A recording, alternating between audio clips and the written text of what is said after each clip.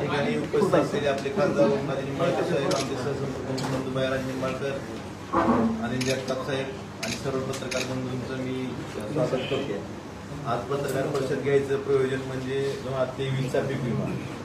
2023च्या पीक विम्याच्या बाबतीत आपल्याला आधी मी ही माहिती सांगतो की आपल्या जिल्ह्यात आपल्याकडे सगळ्यांना कागदपत्र दिलेलीच आहेत.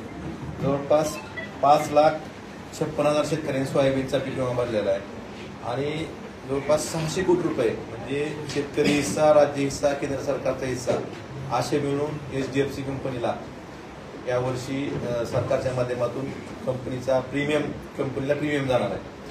आपण बघतोय की आपलं यावर्षी 2023 वर्ष दुष्काळी वर्ष होतं आणि त्यामुळं अग्रिम जवळपास सगळ्या शेतकऱ्यांना 5,000च्या आसपास सगळ्या शेतकऱ्यांना अग्रिम कंपनीमार्फत शासनानं जी उपाययोजना केली होती त्यामार्फत कंपनीने दिलेला आहे.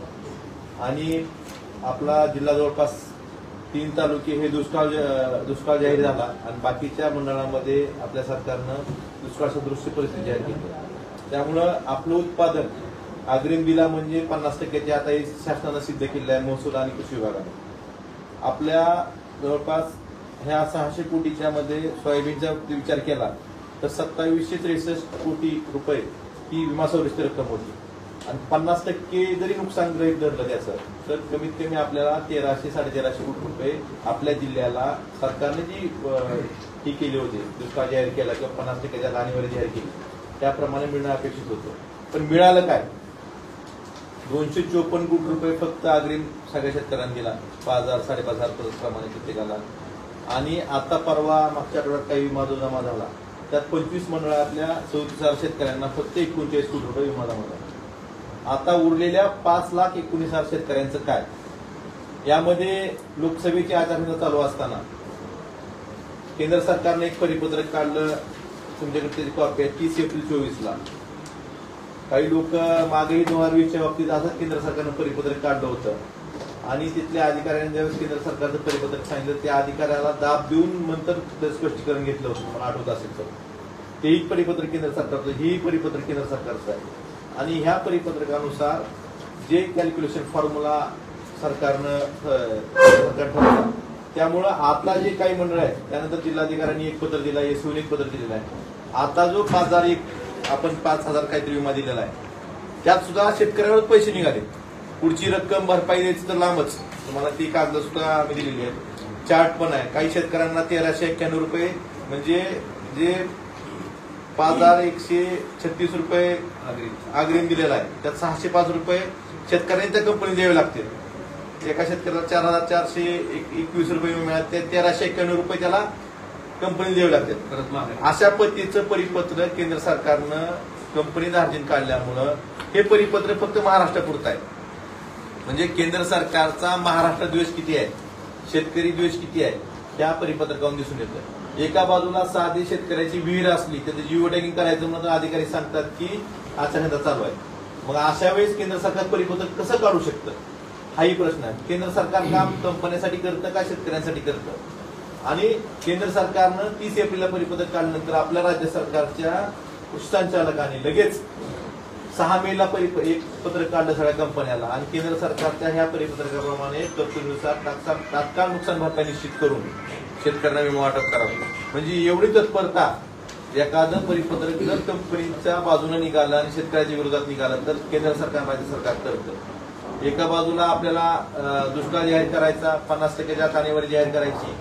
या वर्षीच्या आपल्या राज्याचा विचार केला तर जवळपास 8,000 कोटी रुपयाचा हप्ता कंपनीला जाणार आहे आणि त्या परिपत्रकाचा तुम्हाला कागद दिलेला आहे. आजपर्यंत फक्त त्यांनी 2,966 कोटी रुपये वाटप केले, म्हणजे 5,000 कोटी रुपये हप्त्यापेक्षा कमी वाटप केले.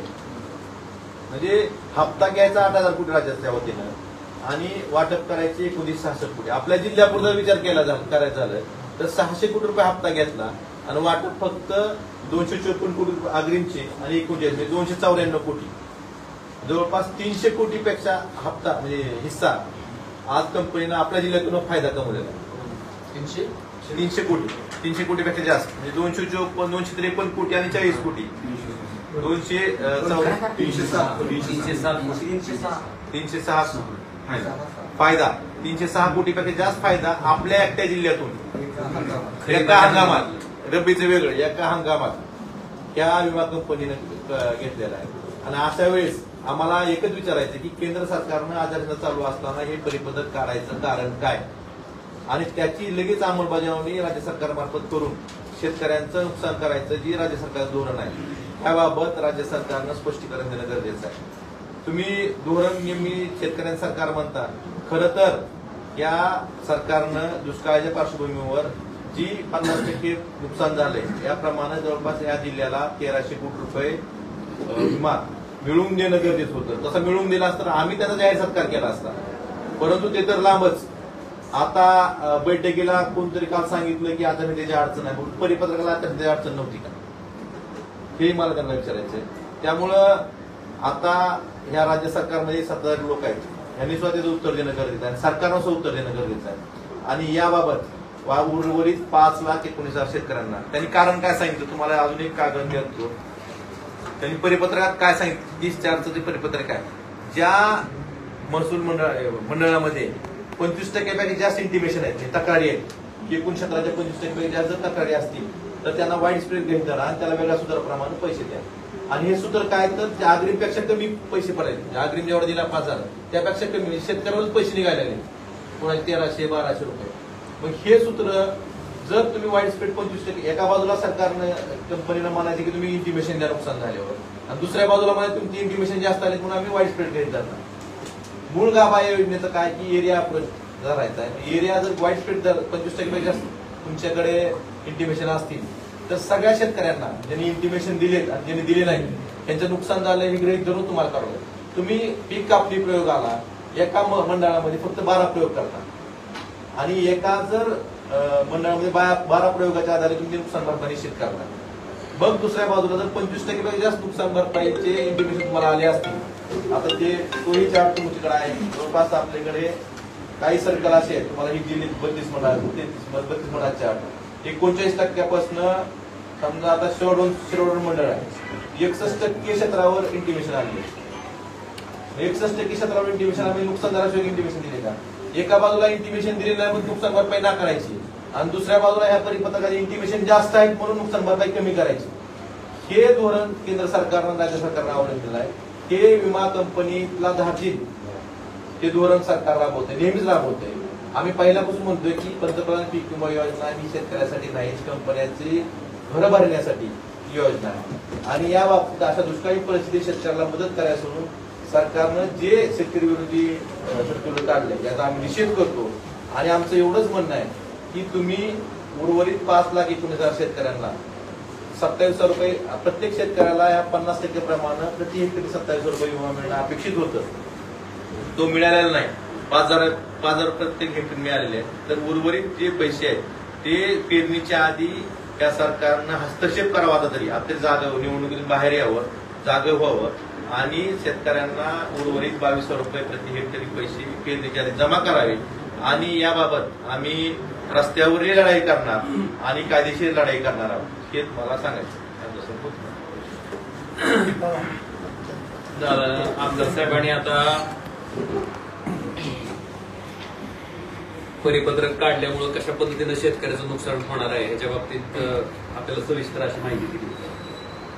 याच्यातला मूळ विषय असा आहे की खरीप 2023ला जवळपास 5,56,000 शेतकऱ्यांनी आपल्याकडं विमा भरून त्या ठिकाणी त्यांच्यात खरीपाचं पीक संरक्षित केलं होतं. शासनानं 30 एप्रिल, आता मोदी सरकार म्हणायचं का केंद्र सरकार म्हणायचं नेमकं, कारण जाहिरात करताना तर मोदी सरकार होतं म्हणून आता मोदी सरकारच म्हणतो ना. या मोदी सरकारनं आचारसंहिता असताना जुन्या गाईडलाईन्स प्रमाणे शेतकऱ्याला पैसे चांगले मिळाले असते, मिळत होते, पण कंपनीचे पैसे चाललेलं त्यांना दुःख होतं आणि कंपनीचे पैसे वाचवण्यासाठी हे 30 एप्रिल 2024चं परिपत्रक त्या ठिकाणी मोदी सरकारनं आचारसंहिता असताना काढलं. ज्या परिपत्रकाप्रमाणे शेतकऱ्याला जो अग्रिमचा विमा दिलाय 5,000 रुपये, या परिपत्रकाच्या मध्ये जे सूत्र दिलंय त्या सूत्राप्रमाणे जर विम्याचं आपण कॅल्क्युलेशन केलं, हिशोब केला, तर प्रत्येक शेतकऱ्याला 3,500, 3,600 3400 इतकी नुकसान भरपाई हेक्टरी मिळते. म्हणजे 5,000 रुपये हेक्टरी दिले त्याच्यातलेच पैसे शेतकऱ्याला परत द्यायची वेळ ह्या परिपत्रकामुळे येणार आहे. आणि म्हणून याच्या संदर्भात म्हणजे कोणाला 1495 परत द्यावे लागतील अशी रक्कम शेतकऱ्याला परत द्यावी लागणार आहे. म्हणजे जी अग्रिमची मिळाली त्याच्यापासून मला वाटतंय अशा पद्धतीनं परिपत्रक काढायचं. आणि शेतकऱ्याच्या बाबतीत बरं गंमत अशी आहे की परिपत्रक फक्त महाराष्ट्रासाठीच आहे. आणि खास करून महाराष्ट्रात जर आपण विम्याचा विचार केला तर मराठवाड्यातले जे येणारे जिल्हे आहेत मला वाटतं इथं हा खरीपाचा विमा मोठ्या प्रमाणात त्या ठिकाणी भरला जातो. त्यामुळे महाराष्ट्रातल्या शेतकऱ्यावर किती मोठ्या प्रमाणात अन्याय करायचा, किती द्वेष असावा मला वाटतं हे त्याचं हे मूर्तिमंत उदाहरण आहे. आज ज्या पद्धतीनं 2020च्या विम्याच्या बाबतीत सुप्रीम कोर्टानं इंटिमेशन न दिलेल्या शेतकऱ्याला सुद्धा वाईड स्प्रेड गृहीत धरून तुम्ही त्या ठिकाणी नुकसान भरपाई द्या अशा पद्धतीची ऑर्डर त्या ठिकाणी सुप्रीम कोर्टानं दिली होती. ज्यावेळेस आमदार साहेबांच्या माध्यमातून आपण सुप्रीम कोर्टात गेला होता त्यावेळेस माझी आता एवढीच मागणी आहे की जवळपास 5,56,000 शेतकऱ्यांनी विमा भरला. वाईड स्प्रेड आपण गृहीत धरल्यानंतर त्यांनी मान्य केलं वाईड स्प्रेड आहे. आता सरकारनं दुष्काळ जाहीर केलायच की कुठं दुष्काळ सदृश परिस्थिती जाहीर केली. मग तुम्ही दुष्काळ जाहीर केला असेल, वाईड स्प्रेड असेल तर जी विमा संरक्षित केलेली रक्कम आहे त्याच्याप्रमाणे 50% नुकसान झालंय असं गृहीत धरून त्या ठिकाणी जवळपास 2700 कोटी रुपये इतके रक्कम आपल्या जिल्ह्याला मिळणं विम्याच्या भरपाई पोटी अपेक्षित आहे. या 2700 कोटीचा हिशोब जर आपण केला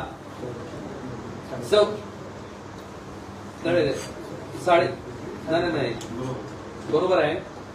संरक्षित रक्कमच्या 50% म्हणजे संरक्षित रक्कम आहे आपली जवळपास 2700 कोटी. 2763 निम्म जर आपण हिशोब केला 1350 कोटी रुपये तर 1350 कोटी रुपये इतकी विमा संरक्षित रक्कम आपल्याला मिळणं अपेक्षित आहे. आणि त्याचा हिशोब आपण जर हेक्टरी घातला तर साधारणतः 27,000 रुपये प्रति हेक्टरी शेतकऱ्याला विमाची भरपाई मिळणं गरजेचं आहे किंवा तो त्याचा हक्क आहे, अधिकार आहे.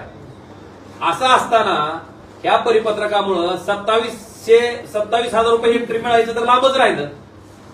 कारण ह्या 27,000 मधले 5,000 रुपये अग्रिम दिलेत, 22,000 रुपये अजून देणं बाकी आहे म्हणजे मिळायला पाहिजे ते मिळायचं लांबच राहिलं. पण ह्या परिपत्रकामुळं 5,000 दिलेले बी शेतकऱ्याला 1,495 रुपये परत द्यायची पाळी त्या ठिकाणी शेतकऱ्यावर आलेली. तर आमची एवढीच मागणी आहे की आपण हा वाईड स्प्रेड गृहीत धरून जो संरक्षित केलेल्या विम्याची रक्कम आहे 2700 कोटी त्याच्या निमी म्हणजे 1350 कोटी रुपये इतकी रक्कम त्या ठिकाणी केंद्र सरकार आणि राज्य सरकारची पण तत्परता किती आहे बघा. केंद्र सरकारनं 30 एप्रिलला परिपत्रक काढलं की लगेच राज्य सरकारनं ताबडतोब सूचना देऊन खाली रिकामे का कंपनीचे पैसे वाचायलेत ना. आणि दुसरीकडे शेतकऱ्यांच्या तोंडाला पाणी पोसायचं काम चालू आहे. 5,56,000 शेतकऱ्यांपैकी फक्त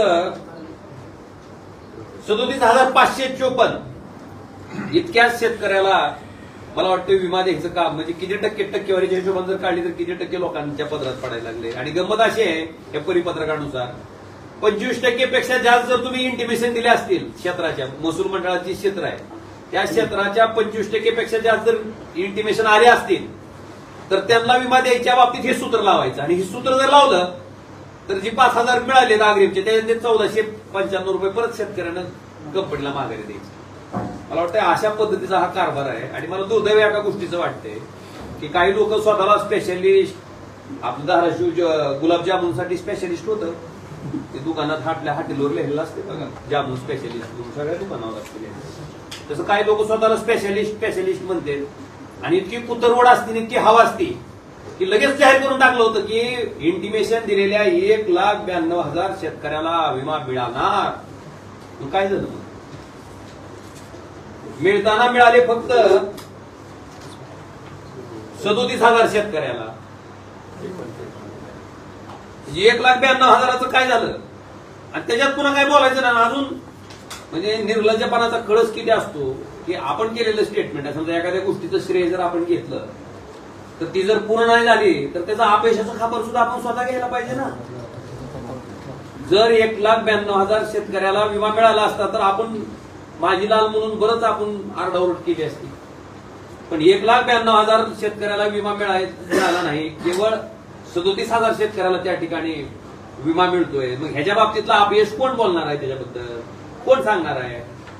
आणि तुम्ही आचारसंहितेचं कारण पुढे सांगता की आता आचारसंहिता संपल्यावर आपण हे सगळं करू. मग आचारसंहितेच्या कार्यकाळामध्ये हे 30 एप्रिलचं परिपत्रक केंद्र सरकारनं ज्यांनी काढलंय, कामना शर्मा, अतिरिक्त आयुक्त कृषी, केंद्र सरकार काय म्हणायचं, मोदी सरकार म्हणायचं केंद्र,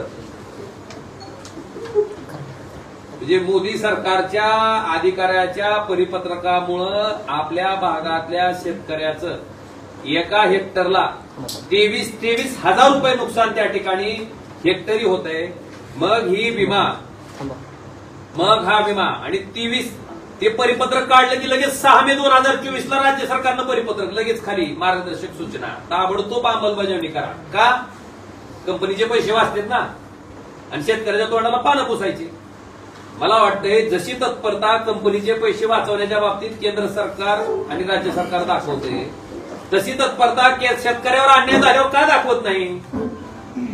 का त्या ठिकाणी पुढे येत नाही? का त्या ठिकाणी अशा पद्धतीचं परिपत्रक निघत नाही? मला वाटतं ह्याचा विचार सुद्धा आता सामान्य शेतकऱ्यांना करणं गरजेचं आहे.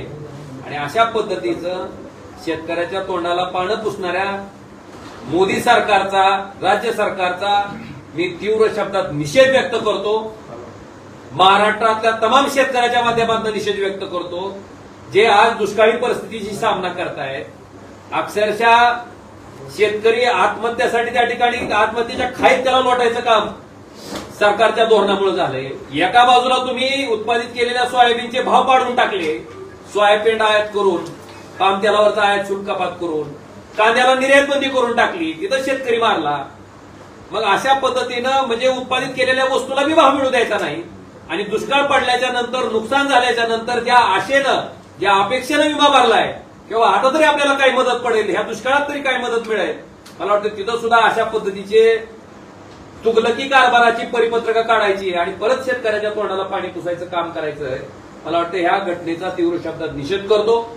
आणि निश्चितपणे आता ही लढाई आम्ही रस्त्यावर तर निश्चितपणे लढणार आहे, पण शेतकऱ्यांना हा विषय समजून घेणं गरजेचं आहे की स्वतःला स्पेशलिस्ट म्हणून घेणारे आज कसं तोंडावर पडले, त्याच्याबद्दल काही बोलत नाहीत. आता केंद्र सरकारचा गंमत अशी आहे की आधी थोडी भानगड होती, जरा केंद्रात त्यांचं, राज्यात आमचं असं काहीतरी असायचं आणि ते सारखं राज्यावर बोट ठेवलं जायचं. आता सगळं चारही अंगानं आहे की तुमचंच, खाली बी तुम्हीच आहेत, वरी बी तुम्हीच आहेत. हे कशामुळं? आता काय बोलणार आहे ह्याच्यावर? आणि मला वाटतंय श्रेय घेण्यापेक्षा माणसानं लोकांना मदत करायची भूमिका त्या ठिकाणी ठेवणं गरजेचं आहे. आमदार असो, खासदार असो, जिल्हा परिषदचा सदस्य असो, पंचायत समितीचा सदस्य असो, ग्रामपंचायतचा सदस्य असो, नगरपालिकेचा सदस्य असो, ही सगळी लोकप्रतिनिधी या नात्यानं आपण, लोक आपल्या घरी आलते का उभार म्हणून? आपण जातो ना त्यांच्याकडून उमेदवार म्हणून, किंवा मलाही काम करायचे, मलाही सेवा करायची म्हणून मी तुम्हाला निवडणुकीला उभा आहे. मग जेव्हा आपण सरकारच्या पैशातनं, म्हणजे जनतेच्या टॅक्सच्या रूपानं मिळणाऱ्या पैशातनं जनतेसाठी काही काम करतो, तर त्याचं श्रेय घेण्यासाठी ही कुत्तरवड का? कशामुळं? आपल्या बापजातीची इस्टेट एकूण आपण लोकांना मदत करतोय, ह्या पद्धतीची भावना का लोकप्रतिनिधी दाखवते? मला वाटतं ह्याच्या बाबतीत आत्मचिंतन करणं गरजेचं आहे स्पेशलिस्ट माणसांना. मला वाटतं ही स्पेशलिस्टगिरी कशासाठी आहे नेमकी? शेतकऱ्यासाठी आहे का कंपनीच्या फायद्यासाठी आहे? मला वाटतं ह्याचा सुद्धा विचार सामान्य शेतकऱ्यांनी करावा. आणि आम्ही ही लढाई निश्चितपणे रस्त्याच्या लेवलवर लढणारच आहेत, पण कायद्याच्या ह्याच्यावर सुद्धा त्या ठिकाणी निश्चितपणे लढून आपल्या भागातल्या शेतकऱ्याला जोपर्यंत न्याय मिळत नाही तोपर्यंत आम्ही स्वस्थ बसणार नाही. आम्ही याच्या बाबतीत निवडणूक आयोगाला स्वतः तक्रार करणार आहे. जर तुम्ही कंपन्याच्या बाजूनं एखादं परिपत्रक जर काढून शेतकऱ्याला नुकसान करत असाल, आता ह्याच्या काळात इतर वेळेस कारण सांगता तुम्ही, आणि असं परिपत्रक काढून जर शेतकऱ्याला नुकसान होत असेल असताना सुद्धा त्याची तक्रार आम्ही निवडणूक आयोगावर करणार. उद्या शेवटच्या टप्प्यातलं मतदान आहे ना, मग तक्रार तरी करणार. उद्या तर शेवटच्या टप्प्यातलं मतदान आहे. काय टप्प्यात निवडणूक आयोग तक्रार करणं ही फॉर्मॅलिटी आहे. ते काय करते ते आजपर्यंत बघितलं जायची, पक्ष या जेला देऊन टाकले. निवडणूक आयोगावर आता किती विश्वास आहे भारताच्या जनतेचा, जनतेला माहिती नाही आम्हाला. म्हणून तक्रार करायचं काम करू आम्ही, आउटपुट काय निघाली द्यावंच माहिती. आजच्या या पत्रकार परिषदेमध्ये आपल्या सर्व पत्रकार मित्रांचं मी स्वागत करतो. आताच करीब 2023च्या संदर्भामध्ये ही जी पत्रकार परिषद आयोजित केलेली आहे त्या संदर्भात आमदार महोदयांनी खासदार महोदयांनी बरीचशी माहिती दिलेली आहे. आकडेवारीच्या भोळात न जाता थेट जो कळीचा मुद्दा बनला केंद्राचं परिपत्र आहे त्यावरती मी येतो. केंद्र शासनानं 30 एप्रिल 2024 रोजी एक परिपत्रक काढलं आणि या नव्या परिपत्रकानुसार 75% शेतकऱ्यांना पीक विम्यापासून वंचित ठरवण्याचं जे धोरण अवलंबलंय त्याचा आम्ही निषेध करतो. या नव्या परिपत्रकानुसार 75% शेतकऱ्यांना न्यायच मिळणार नाही. मिळालेला जो पीक विमा त्याच्यातूनच पैसे वापस देण्याची नामुष्की या नव्या परिपत्रकामुळे आलेली आहे. आमचं म्हणणं असं आहे की पीक विमा भरताना जे 26 जून 2023चं परिपत्रक आहे त्या परिपत्रकाच्या नुसारच नुकसान भरपाई देणं अपेक्षित आहे. आपल्याला या ठिकाणी आणखी सांगू इच्छितो, या नव्या परिपत्रकामुळे महाराष्ट्रातील शेतकऱ्यावर अन्याय झालेला आहे. केवळ धाराशिव जिल्ह्यातील शेतकऱ्यावरच अन्याय झालेला नाही तर महाराष्ट्रातल्या तमाम शेतकऱ्यावर अन्याय झालेला आहे. आणि पुन्हा एकदा भाजपचा महाराष्ट्र द्वेष समोर आलेला आहे. कारण नवीन परिपत्रक हे केवळ महाराष्ट्रासाठीच लागू केलेलं आहे आणि महाराष्ट्र शासनाने याला विरोध करायचा सोडून 30 एप्रिलला परिपत्रक निघाल्यानंतर तातडीनं 6 मेला अंमलबजावणी करण्याच्या सूचना दिल्या आणि अचानकपणे धाराशिव जिल्ह्यातल्या काही शेतकऱ्यांना पैसे मिळाले. आपल्याला माहिती आहे धाराशिव जिल्ह्यातल्या 7,57,000 शेतकऱ्यांनी विमा भरला होता. त्यापैकी 5,56,000 सोयाबीन उत्पादक शेतकरी होते. जिल्ह्यात दुष्काळ पडला. 21 दिवसाचा पावसाचा खंड पकडून आपण मागणी केल्यानंतर माननीय जिल्हाधिकाऱ्यांनी अधिसूचना काढली आणि अगोदर 40 महसूल मंडळाला 25% अग्रिम दिला होता. 17 महसूल मंडळ वंचित होते. त्यासाठी मी स्वतः नारंगवाडीला रस्ता रोको करण्याचं नियोजन केलं होतं आणि ज्या दिवशी रस्ता रोको होता नारंगवाडीला त्याच दिवशी 17 महसूल मंडळाची अधिसूचना निघाली आणि अशी एकूण धाराशिव जिल्ह्यातल्या 57 महसूल मंडळाला 25% अग्रिमची 254 कोटी रुपये रक्कम दिली गेली. त्यानंतर सप्टेंबरमध्ये काही प्रमाणामध्ये पाऊस झाला आणि त्या नुकसानीच्या पूर्वसूचना या जिल्ह्यातल्या शेतकऱ्यांनी पीक विमा कंपनीला दिल्या गेल्या. तो आकडा होता 1,92,000. नियमानुसार आणि नव्या परिपत्रकानुसार पीक विमा कंपनीनं अचानकपणे या जिल्ह्यातल्या 37,574 शेतकऱ्यांना 39,52,00,000 रुपयांचं वाटप केलं गेलं. मात्र हे सूत्र अतिशय घातकी असून यामुळं धाराशिव जिल्ह्यातील एकूण 57 महसूल मंडळापैकी 32 महसूल मंडळातील एकही शेतकऱ्याला 1 रुपया मिळाला नाही. त्यात 13 हे महसूल मंडळ देखील आहे. खरं म्हणजे पीक विमा स्पेशालिस्ट म्हणून घेणाऱ्यांना माझी विनंती आहे या बाबींचा विचार करायला पाहिजे होता आणि त्याच्यानंतरच फेसबुक लाईव्ह करणं अपेक्षित होतं. रात्री देखील त्यांनी फेसबुक लाईव्ह केलं आणि सांगितलं की खरं म्हणजे या संदर्भात कोण माहिती देत नव्हतं. कशामुळे हा पीक विमा मिळत नाही त्याची मुख्य कारण काय ते कोणी सांगत नव्हतं. मी ज्यावेळेस या वर्तमानपत्रातून आपल्या सर्वांच्या माध्यमातून 2-3 दिवस सततच्या बातम्या चालवल्या आणि त्यात हे निदर्शनास आणून दिलं की हा सगळा जो घोळ झालाय तो 30 एप्रिल 2024च्या परिपत्रकामुळे. त्यानंतर काही जणांनी रात्री घाई गडबडीनं फेसबुक लाईव्ह केलं आणि सांगितलं की मी कृषी मंत्र्यांना भेटलोय. आचारसंहिता संपल्यानंतर तातडीनं आम्ही त्याच्यामध्ये बैठक घेऊ आणि काही ना काही मार्ग काढण्याचा निर्णय घेऊ. आपण उपमुख्यमंत्री देवेंद्र फडणवीस यांची सुद्धा मदत घेतोय असंही सांगितलं. खरं म्हणजे तशी बैठक झाली आणि काय निर्णय झाला आणि त्याच्यातून चांगला आउटपुट मिळाला तर त्याचं आम्ही स्वागत करू. परंतु त्याचे अनुभव अतिशय वाईट आहेत. एक नमुना मी या ठिकाणी आपल्याला आणून कृषी मंत्र्यांसोबत बैठक घेतल्यानंतर देखील त्याच्यातून काही निष्पन्न होत नाही याचं एक उदाहरण मी आपल्यासमोर या ठिकाणी देतो. आपल्याला आठवत असेल 2022ला केंद्रीय परिपत्रकाचा आधार घेत भारतीय कृषी विमा कंपनीनं या जिल्ह्यातल्या शेतकऱ्यांना केवळ 50%च रक्कम दिली होती. मी राज्यस्तरीय तक्रार निवारण समितीकडे तक्रार दाखल केली आमदार साहेब आणि खासदार साहेबांच्या मार्गदर्शनाखाली. त्यावेळेस राज्यस्तरीय तक्रार निवारण समितीनं शेतकऱ्यांच्या बाजूने निकाल देत या जिल्ह्यातल्या शेतकऱ्यांना 294 कोटी रुपये देण्याचे आदेश दिले होते. त्याच्यात 3 प्रकारचे आदेश होते. एक शेतकऱ्याला रक्कम द्यायची, दुसरी पंचनाम्याच्या प्रती द्यायच्या आणि तिसरं 1,40,000 शेतकऱ्यांच्या ज्या पूर्वसूचना बाद केल्या त्यांच्या पूर्वसूचनाचं सर्वेक्षण करावं आणि आपण त्या शेतकऱ्यांना मदत द्यावी. राज्यस्तरीय तक्रार निवारण समितीची बैठक लावण्यासंदर्भात आदरणीय आमदार कैलासदादा पाटील यांनी विधानसभेत हा मुद्दा उचलला आणि कृषी मंत्र्यांना अगदी 15 दिवसाच्या आत आम्ही अशा प्रकारची बैठक लावू असं सांगणं त्यावेळेस भाग पाडलं. त्याच्यानंतर या जिल्ह्यातल्या काही जणांनी हे श्रेय मला मिळेल किंवा आमदार कैलास पाटील, खासदार ओमराजे यांना मिळेल म्हणून त्या अगोदर कृषी मंत्र्यांसोबत बैठक लावली. आणि खरं म्हणजे राज्यस्तरीय तक्रार निवारण समितीला हे निर्णय घेण्याचे अधिकार आहेत. मात्र ती बैठक लावली गेली आणि काही गडबडीत त्या बैठकीतून कृषी मंत्र्यांनी आदेश दिले की 1 महिन्याच्या आत भारतीय कृषी विमा कंपनीनं या जिल्ह्यातल्या शेतकऱ्यांच्या पंचनाम्याच्या प्रती कृषी अधीक्षक यांना द्याव्या. ही बैठक झाली 28 जुलै 2023ला. ही मंत्रालयातल्या मीटिंगची कॉपी आहे. आपल्याला ही आपण या ठिकाणी देऊ इच्छितो. 28 जुलै 2023ला 1 महिन्याच्या आत पंचनाम्याच्या प्रती देऊ असे आदेश झालेले असताना देखील अद्यापपर्यंत पंचनाम्याच्या प्रती आपल्या हातामध्ये पडलेल्या नाही.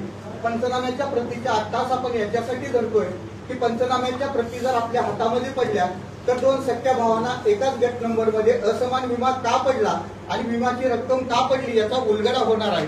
या संदर्भात या जिल्ह्यातल्या 2 शेतकऱ्यांचा मी या ठिकाणी नामोल्लेख करतो. एक तुळजापूरचे गड्डे नावाचे शेतकरी आहे आणि धाराशिव तालुक्यातले माने नावाचे शेतकरी आहेत.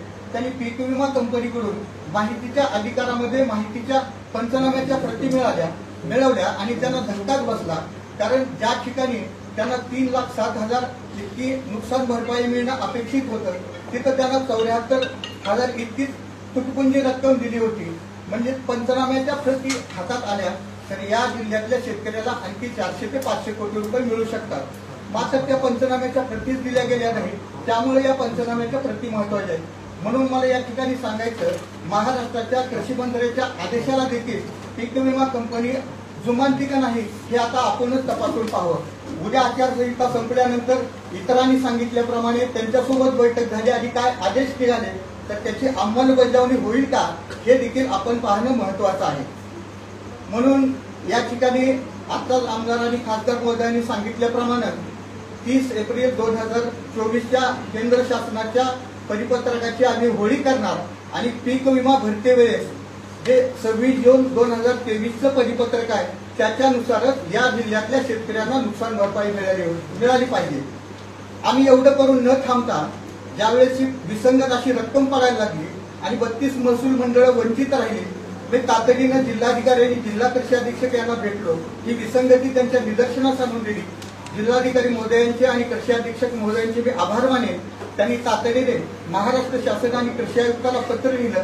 ते पत्रही या ठिकाणी उपलब्ध आहे. त्यात माझ्या नावाचा स्पष्ट उल्लेख आहे. जर या पद्धतीनं पीक विमा दिला गेला तर या जिल्ह्यामध्ये अंदाधुंदी माजेल, शेतकऱ्यावरती अन्याय होईल. त्यामुळं नवीन फॉर्म्युलानुसार न वाटप करता जुन्याच फॉर्म्युलानुसार वाटप करावं असं देखील त्यांनी लिहिलेलं आहे. आमची मागणी या पत्रकार परिषदेच्या माध्यमातून अशीच राहील की ती 30 एप्रिल 2024चं परिपत्रक तातडीनं केंद्राने मागे घ्यावं.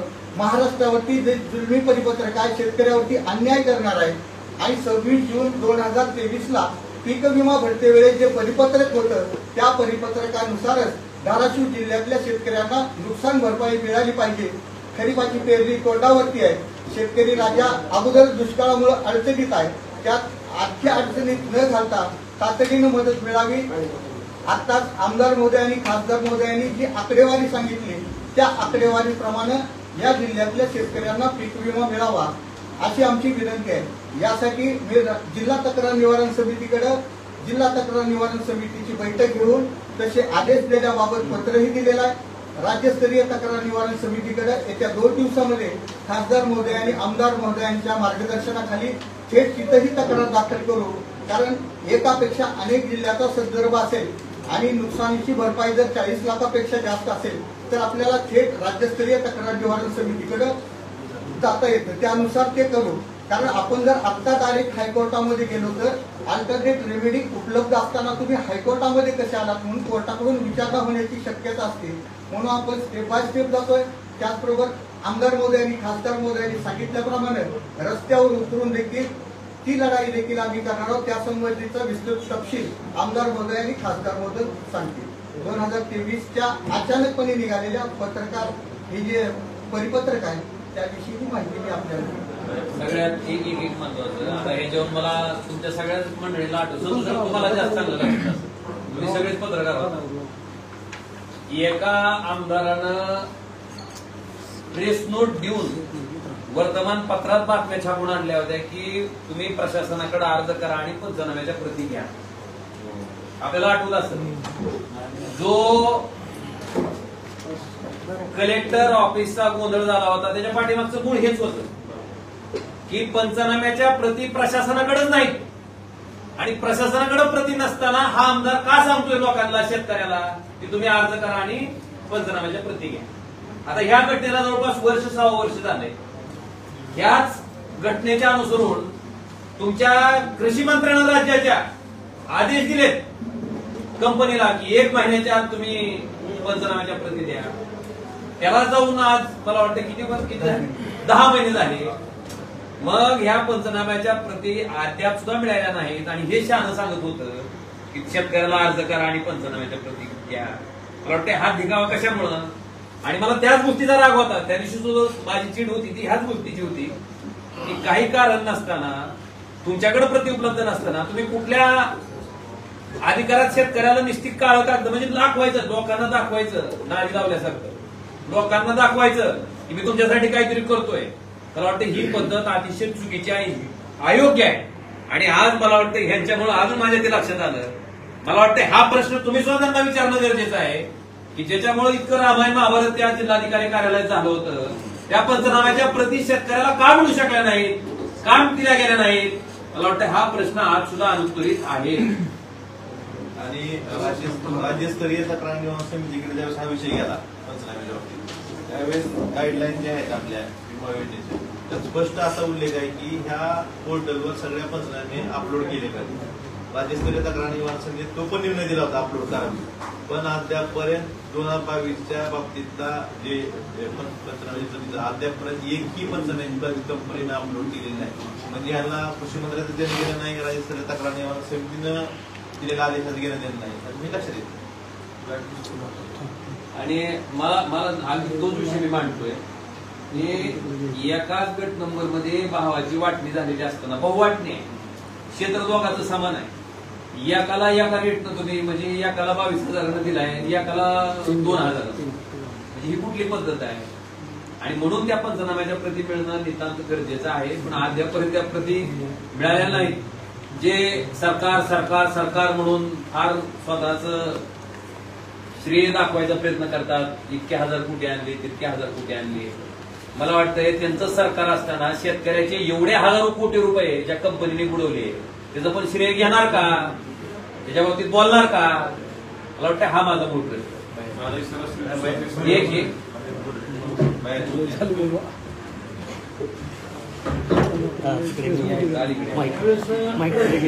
आणि राज्य शासनाला विम्याचं धोरण ठरतं. केंद्र आणि राज्य शासनाच्या माध्यमातून धोरण ठरल्याच्या नंतर परिपत्रक काढलं जातं किंवा राज्य शासनाच्या वतीनं GR काढला जातो आणि त्या विमा कंपनीच्या बरोबर करार केला जातो. तो करार केल्याच्या नंतर त्या कराराप्रमाणे विमा संरक्षित केला जातो. परंतु ह्या प्रकरणामध्ये आपल्याला पाहायला मिळते की करार एका बाजूला ठेवून जे 26 जून 2023चं परिपत्रक आहे ते परिपत्रक बाजूला ठेवून एक नवीन परिपत्रक काढून त्या परिपत्रकामधलं मूळ परिपत्रकामधलं जे सूत्र आहे ते सूत्र पूर्णपणे बदलून, म्हणजे सूत्र एखादा विमा संरक्षित केल्याच्या नंतर त्याला जर विमा आपल्याला देण्याची वेळ आली तर ती कुठल्या सूत्रानं दिली पाहिजे हे सूत्र ठरलेलं असताना मूळ परिपत्रकामधल्या सूत्राला विसंगत अशी भूमिका केंद्र शासनानं घेतली आणि त्या भूमिकेमुळं 30 एप्रिलच्या परिपत्रकामुळं शेतकऱ्यावर अन्याय करणारा निर्णय केंद्र शासनाच्या माध्यमातून झालाय असं आमचं म्हणणं आहे. मुळात हे परिपत्रकच बेकायदेशीर आहे. त्यामुळे हे परिपत्रक पहिल्यांदा रद्द करावं, कारण मूळ जो अग्रीमेंट विमा कंपनीबरोबर केंद्र किंवा राज्य शासनाने केलेला आहे त्या अग्रीमेंटच्या विरुद्ध जाणारं हे परिपत्रक आहे. त्यामुळे हे परिपत्रक सगळ्यात पहिल्यांदा रद्द केलं पाहिजे. दुसरी गोष्ट, ज्यावेळेस आपल्याला शेतकऱ्यांवरती अन्याय करणारी एखादं कार्य करायचं असतं त्यावेळेस मात्र आचारसंहितेची अडचण नसते. आणि काल फेसबुक लाईव्हद्वारे सांगण्यात आलं की आचारसंहिता संपल्याच्या नंतर कृषी मंत्र्यांच्या बरोबर आम्ही बैठक घेऊ. शेतकऱ्यावर अन्याय करण्यासाठी आचारसंहितेची अडचण येत नाही, परंतु ज्यावेळेस शेतकऱ्यांना न्याय देण्याची वेळ येते त्यावेळेस मात्र आचारसंहितेचं कारण सांगितलं जातं। या सगळ्या बाबीमध्ये खासदार साहेबांनी आणि आमदार साहेबांनी सांगितल्याप्रमाणे रस्त्यावरची तर लढाई आम्ही लढूच, परंतु कायदेशीर लढाई देखील याबाबतची लढली जाईल, स्टेप बाय स्टेप लढली जाईल। जिल्हा समिती असेल, राज्य समिती असेल, हायकोर्ट असेल किंवा सुप्रीम कोर्ट असेल, या सगळ्या ठिकाणी न्याय मागितला जाईल आणि शिवसेनेच्या वतीने शिवसेना उद्धव बाळासाहेब ठाकरे या पक्षाच्या वतीने या पुढील काळामध्ये ही सगळी कारवाई केली जाईल, एवढंच आम्ही आपल्याला या ठिकाणी सांगू इच्छितो। तुमचे काय प्रश्न असतील तर विचार। अभ्यास नाही केला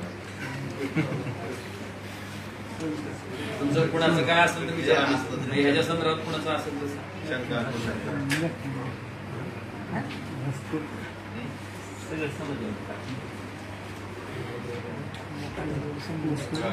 आणि अजून एक विषय मागच्या वर्षी नाही अजून एक महत्वाचा विषय आहे ना, मागच्या वर्षी या सरकारनं आपले 3 तालुके दुष्काळ जाहीर केले, 3 तालुके दुष्काळ जाहीर केले आणि बाकीची मंडळं त्यांनी दुष्काळ सदृश म्हणून जाहीर केली।